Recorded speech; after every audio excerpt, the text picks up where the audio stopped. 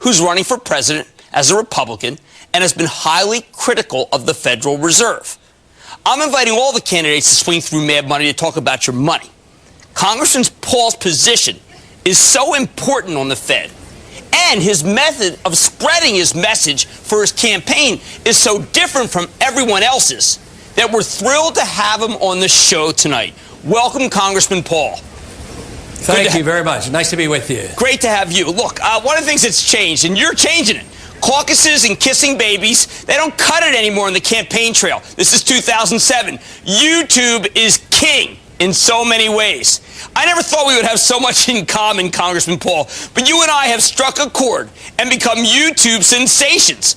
And it's about an unlikely topic. It's about the Federal Reserve. And we know even the younger people are into it. Why is it that your message, my message, somewhat critical, absolutely critical of the Fed, is just reaching home to so many young people and actually everyone throughout the country? Well, to me, it's utterly amazing. When I go to the college campuses, I get the loudest applause when I criticize the Fed and indicate that I don't even like the Fed and think we should talk about getting rid of it. So it is an important issue, and I think this is the first time in over 100 years that it's become an issue in a presidential campaign. So I'm really excited about it because the monetary issue is something that has driven me to get involved in politics for a long time. Now, you have been, I think, spot on in saying that the Federal Reserve created the stock bubble with low margin rates and it created the housing bubble with low mortgage rates. Yet I never hear about anyone talking about investigating the Fed in Congress. It's a creature of Congress. Why don't we do it? You're absolutely right. That's why I introduce a bill constantly to audit the Federal Reserve. We've created the Federal Reserve, and it has no oversight. We don't even know if they have the gold there anymore. And it's so important, yet there's no oversight. I think it's even more secret than the CIA. So to me, it ought to be open, and the American people ought to know. But unfortunately, the members of Congress don't have much interest or concern or understanding of how the Fed works, so they are totally neglectful. All right, when you screw up, you get voted out of office. When I screw up, they pull my show. When the Federal Reserve screws up, what happens? What they do is they just go back to doing the same thing again, and you never hear it. They hide from the public, and they talk about wonderful things, and they blame somebody else. I mean, even Greenspan now is taking very little responsibility for the contribution that he has made to these financial bubbles, and they're not held accountable. That's why I don't like this monetary system that we have. All right, the Federal Reserve's current chairman, Ben Bernanke, started his job in January of 2006. That's exactly when the worst mortgages began to be propagated. Why has our Federal Reserve chairman never addressed? Why did he not see this coming? Why didn't he help us as a country? Well, he didn't see it coming, and he didn't do anything about it. It was coming a long time before that. You know, we had interest rates down to 1%. The overnight rates were down to 1% early in this decade, and that started the ball rolling. That's when the inflation really started. That was creating the bubble, and it just got worse, and it climaxed after 6 and 7, and then, of course, it ended during this year. The last year, there's been total chaos.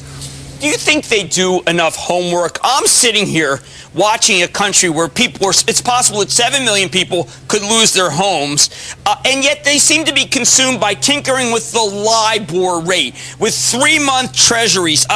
Do they not see the bigger picture that you and I see? Well, I think they believe in themselves too much. I don't have that much confidence that any central bank can do what a lot of people expect to do. How do they know what the interest rates would be?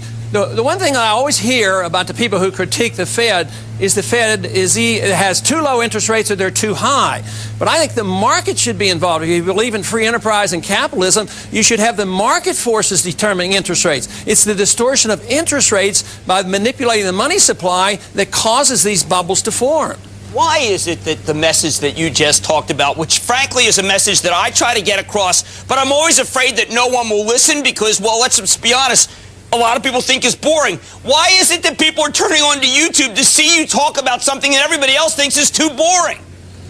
Because they're waking up, because they know there's a lot of inflation, people's standard of living is going down, and we have a world crisis building over the dollar. The dollar is going down in value, and we're dependent on borrowing money that we've created and sent overseas. So we're dependent on borrowing money from China now, and the people are waking up, and the young people realize it, and they understand what they're inheriting, and they understand the monetary system a lot more than a lot of people in Washington believe. Can we have just actual hearings about what went wrong with this issue of mortgages? Call not just the Fed chairman, but other Fed important presidents and governors whom I think have been oblivious on this issue, and actually just held them accountable in front of the American people so we can get to the bottom of what is the worst crisis we've seen since the S&L crisis in 1990. You know, I think we have a pretty good chance. I think Barney Frank, our chairman of the Banking Committee, he's very open to this. He has done more than any other previous chairman has in the last several decades. So I'm optimistic that he's willing to do this, and I've continued to work with him, and I think we can get more hearings, but you just can't accomplish it overnight. Do you think you're changing the debate in this country? Do you think your fellow candidates are now realizing, because you're up there talking about it, that we have a large domestic problem, which is a run-amok, unregulated group of people who, frankly, are not responsive or held accountable to anybody?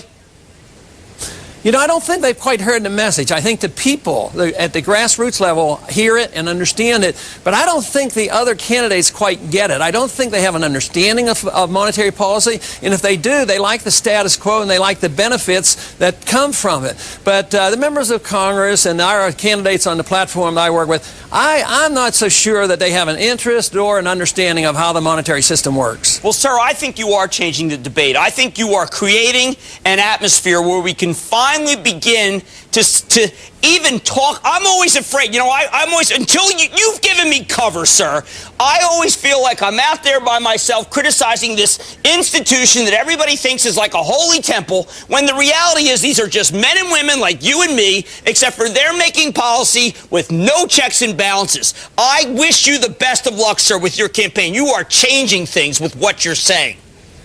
Thank you very much. I'm glad I was with you today. Absolutely. Congressman Ron Paul, good luck to you, sir.